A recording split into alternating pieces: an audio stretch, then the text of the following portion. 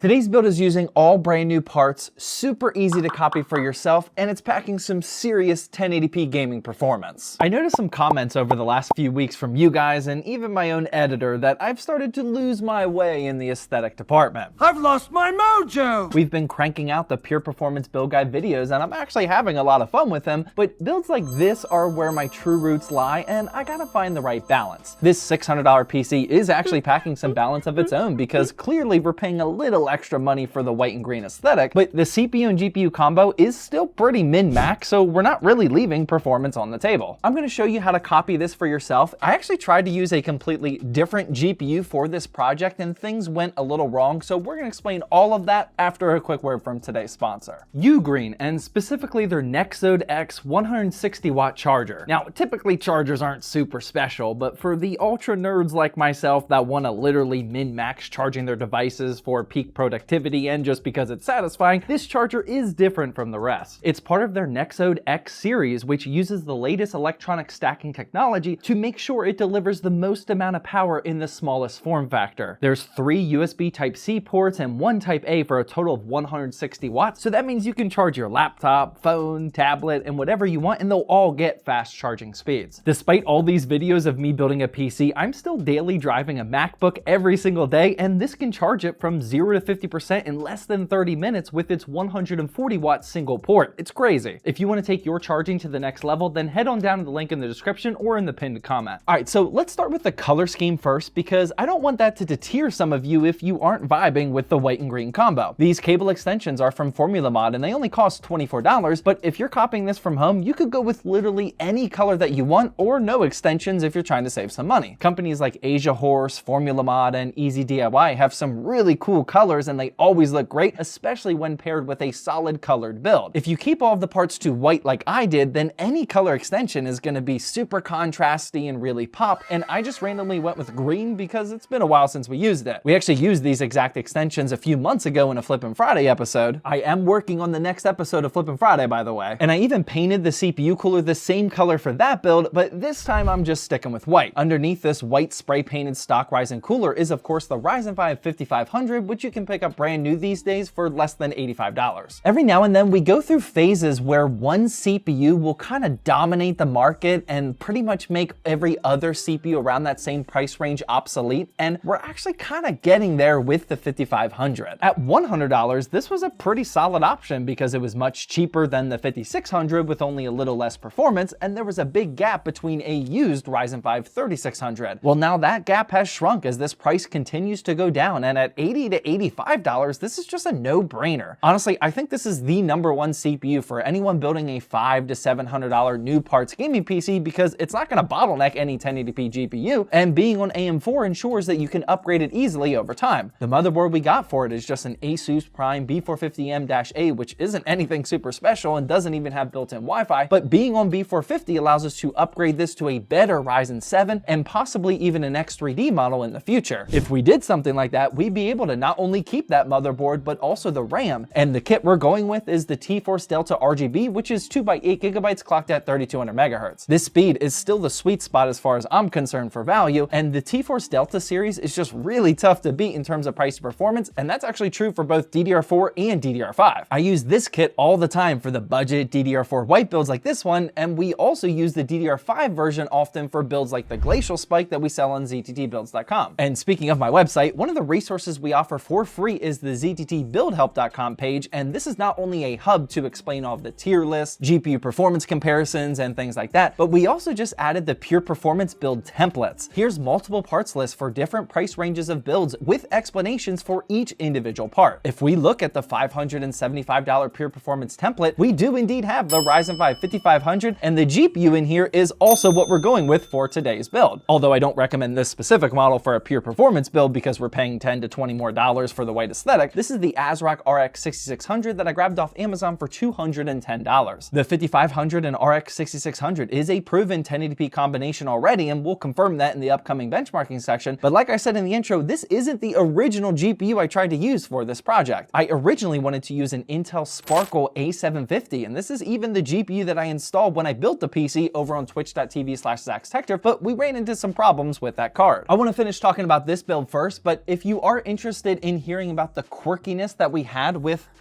the Intel Arc A750. I'm gonna explain all of that after we finish talking about the build. So next up on the parts list, we have some storage, and this is the Patriot P310 1TB NVMe Gen 3 drive. For these budget builds, I'm simply going with whatever the cheapest 1TB NVMe option is at the time, and this one was listed at $55, which is below the normal range of $58 to $60. After that, we have the power supply, and we really don't need a ton of wattage or even a high rating for this type of build, so I went with my tried and tested MSI Mag A550BM. This is not a modular power supply, so you'll have to find a spot to put the extra cables, but good thing our case gave us some space in the PSU basement. This is the GameMax Vista MW, and you can grab this on Newegg for around 61 bucks. Now, for $61, it is definitely not screaming value because it doesn't even include fans, but that's actually the exact reason why I went with this case. I've seen these Thermalright TL-C12CW fans go on sale so often, especially in ZTT deals in our Discord server, and I know a lot of PC flippers use them, so I wanted to try them out for myself finally. When they go on sale, they drop down to like 13 bucks for a 3-pack, so I grabbed 2 of those 3-packs for a total of 6 fans. We got 2 up here in the front for intake, 3 up top for exhaust, and then 1 more in the back for exhaust. It's not the perfect min-max balance way for intake and exhaust fans, but like I've been saying a lot lately, you don't need to overcomplicate the cooling solution. When we ran Cinebench 2024, our GPU only peaked up to 57 degrees, so this fan setup is absolutely perfectly fine. Now, for $61 for the case and $26 for the fans, that's a total of $87, and again, that's still just not screaming value. If you want to cut the cost a little bit, but still maintain the same aesthetic look, I'd consider the DIY PC Q3 if you want the fish tank look, or the Sama ARGB Q5 if you don't. Both of those come with pre-installed fans for cheaper than this combo. But yeah, again, I don't necessarily copying this part of the build guide unless if you really like the aesthetic of it. I simply wanted to do it so that I could finally get my hands on these fans, and I'm actually really glad that I did because they're great. All of them come with both a power connector and a 3-pin ARGB connector, but the best part is that both of them come daisy chainable as well. I actually tested this on the live stream because our motherboard doesn't have a 3-pin ARGB connector, so I had to use one of these ARGB to SATA power adapters with the button in the middle. I could actually daisy chain all 6 of these fans together, which is pretty great. I'll definitely be using these fans again in the future. I don't see anything wrong with them, and the price is pretty incredible. All in all, here's the final parts list, and our total came out to about $625. We're a little over the $600 target price, which of course is perfectly fine because not too many people have an ultra strict budget that's rounded to the exact 100, but you could indeed get this lower than that if you wanted to and get the same performance. And speaking of which, we of course fired up some 3D Mark benchmarks first, and with TimeSpy, we got a pretty solid score of 7,918, and Steel Nomad got a hopefully decent score of 1,516. Still learning what the scores actually mean with that new benchmark. For some actual gaming, you'll be able to utilize a 1080p higher refresh rate monitor even with a game like Modern Warfare 3, because in 1080p with balanced settings, we got close to that 200 FPS mark. But now for the single player, AAA, heavily demanding games like Cyberpunk, we could crank the settings up to high and we still got over that target 60 FPS. Not too shabby. After that, we tested F124 because I love how this game has a built-in benchmarking tool, and I'm currently addicted to Formula 1 right now. So in 1080p with high settings, this build got an average FPS of 119. And for everyone that keeps asking about who I'm going to become a fan of in Formula 1, as a new fan, I think I am starting to lean towards Ferrari a little bit, and I'm excited that Hamilton is moving to Ferrari next year, but I still am a fan of Lando and even Max, so I'm not like a die-hard fan or anything. Next up, we moved on to Helldivers 2, and in 1080p high settings, we got a pretty solid 64 FPS average. Here's the rest of the games we tested, and as you can see, this budget 5500 and RX 6600 combo can certainly handle every game in 1080p, but the settings you will use will fluctuate depending on how demanding the title is. We put Starfield, for example, at low settings to get above 60 FPS, but with Fortnite, we're at 180 FPS with pro settings. Even XDefiant is looking good in high settings at 142 FPS. This PC is definitely packing a punch with how it is, but let me tell you about how I originally was planning this build. When I was in the planning stages of a $600-ish